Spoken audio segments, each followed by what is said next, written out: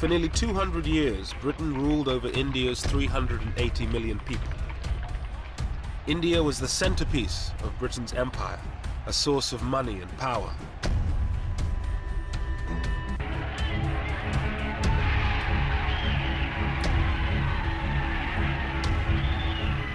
For decades, Indians had fought to rid themselves of British rule. The independence movement had been kept in check by ruthless military force. But by 1946, everything had changed. World War II had left Britain bankrupt. Mr. Moores and the other British troops knew that they would be the last. We knew that having come through a very expensive world war, that the cost of maintaining an army in India following the Far East War, we realized that this couldn't be paid for. The taxpayer, England was in a bad state, particularly 46, 47, financially.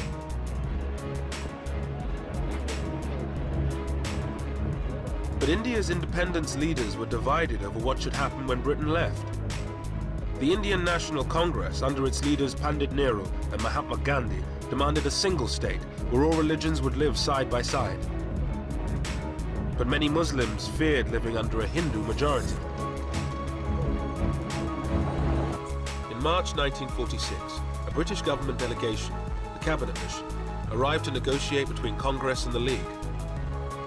This was supposed to be the breakthrough conference, where a deal would be struck leading to an independent India.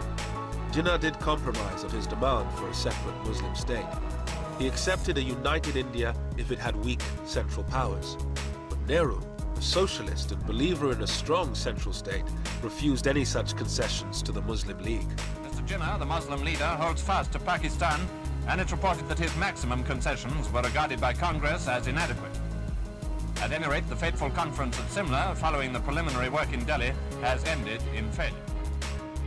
Calcutta, a stronghold of the Muslim League, August the 16th, 1946.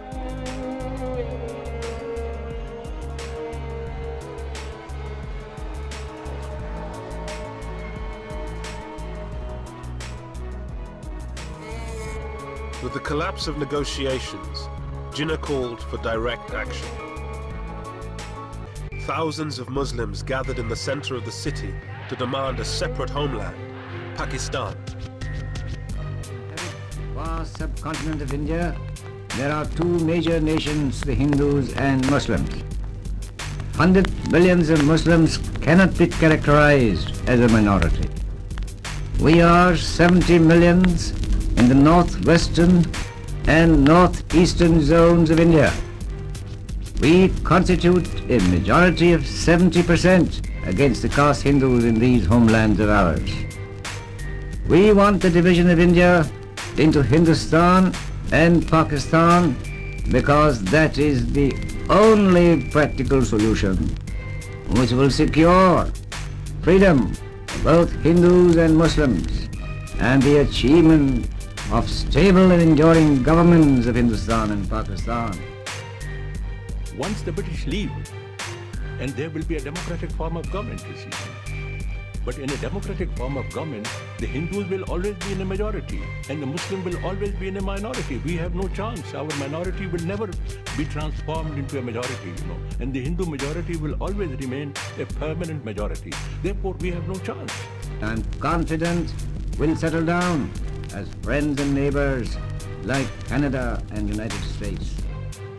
Pandit Nehru, the leader of Congress, toured the country arguing the case for a united India. Because the two nations are entirely distinct and different, and in some matters antagonistic to each other. Let me tell you some of the differences. We differ in our history, culture, language, architecture, music, laws, jurisprudence, calendar, and our entire social fabric and code of life. One India is impossible realization. It will inevitably mean that the Muslim will be transferred from the domination of the British to the caste Hindu rule, a position that Muslim will never accept. As an all-India minority, we shall be under the rule of the permanent Hindu majority of about 3-1, which will virtually mean one nation ruling another by means of ballot box. The writ and fiat of such a government will neither command respect nor acceptance and allegiance, and such a government will therefore be impossible. It can only function by force, but will never secure the willing approval and sanction of the 100 millions of Muslims.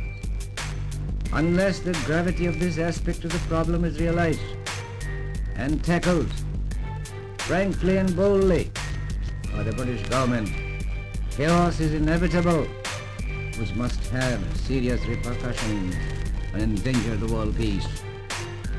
Our scheme of division of India gives Hindus 3/4 of the country, and the Muslims secure a dominant voice in the remaining 1/4 of India, thereby giving the two nations scope and opportunity to develop in accordance with their own culture and ideology, so as to contribute to the peace and advancement of the world as a whole.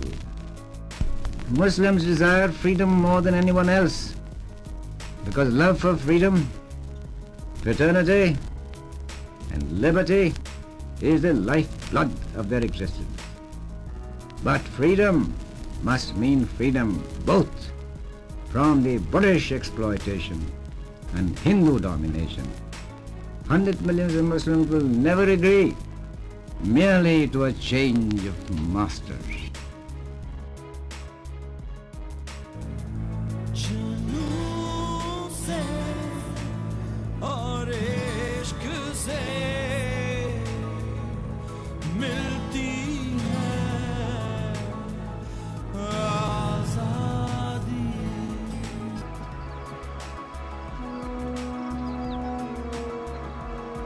August 1947. The British are quitting India nearly 200 years after they took power.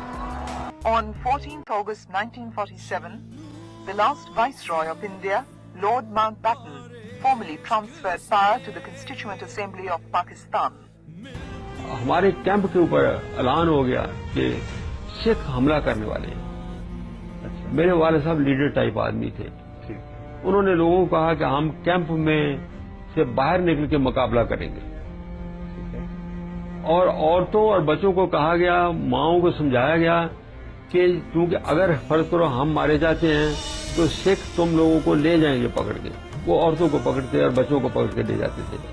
तो तुम सारी की सारी दरिया के किनारे खड़ी हो जाओ अपने अपने बच्चों को पकड़ के, और उस वक्त तक यहाँ से नहीं हिलना जब तक अल्लाह अकबर का दोबारा यहाँ आके गूंजता नहीं है नारा। और अगर अल्लाह अकबर का नारा ना नजर आया और उसकी जगह पर वाह गुरु का नारा आ गया तो इस चलते दरिया में कूद जाना। मैं अपनी माँ का हाथ पकड़े हुए उस पानी में खड़ा था, इसलिए मुझे पता पाकिस्तान कैसे बने। आज भी मेरी टांगें ठंडी है। भारतीय जनता पार्टी को शायद इस बात से भी तकलीफ हुई होगी कि आपने एक इंटरव्यू में कहा कि भारत में आज मुसलमानों को एलियंस की तरह ट्रीट किया जाता है। मैं सही कह रहा हूँ, आज भी कहूँगा। मैं उस गांव का जन्मा हुआ हूँ जो सिंध से, हम मेरा ननिहाल सिंध के छोर पर है। जब भारत का विभाजन हो गया, हम ब्रिटिश इंडिया के हिस्से नहीं थे, हम समझ में नहीं आया, तो बच्चा था क्या हो गया, क्यों विभाजन हुआ। रजत भी अगर विभाजन रास्ते में हुआ है तो उन दिनों की ब्रिटिश इंडिया के 2 प्रोविंसेस में हुआ, पंजाब और बंगाल। पंजाब के लोगों के दिल से पूछे क्या, बंगाल के लोगों के दिल से पूछे। और जो मुसलमान पाकिस्तान नहीं गए, जिनको पाकिस्तान मंजूर नहीं था, जा नहीं सके, मोहम्मद अली जिन्ना ने उनको कभी नहीं सिखाया यहाँ क्या करना है। उनकी आंखों में आंख डाल के देखिए, हर बार आज का हिंदुस्तान का मुसलमान अगर कुछ मांगता है तो टिप्पणी ये होती, अभी भी मांग रहे हो कि आंख पीड़ा। Quaid-e-Azam came to Lahore and addressed a mammoth public meeting on October 30th, 1947. हमें जो दुख दिया गया है उसका मिसाल तारीख में नहीं मिलता, मगर हमें पाकिस्तान को कायम रखने के लिए अभी और कुर्बानी करना होगी।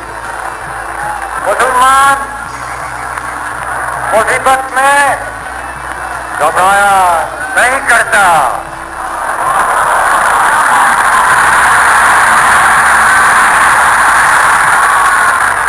हमारे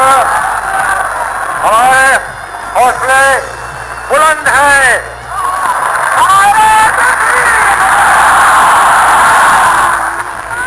अगर इसी तरह तमाम मिल्लत हिम्मत और सब्र के साथ काम करती रही तो हमारी ये मुसीबतें इंशाअल्लाह बहुत जल्द खत्म हो जाएगी। If you want to build up yourself into a nation and get rid of this poison, God's sake, give up this provincialism.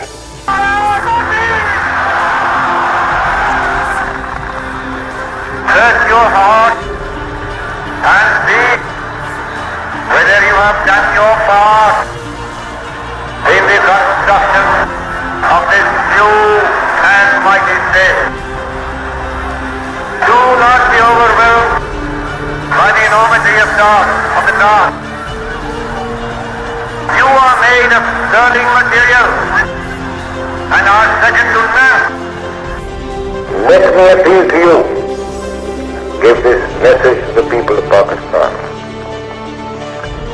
Create enthusiasm and spirit.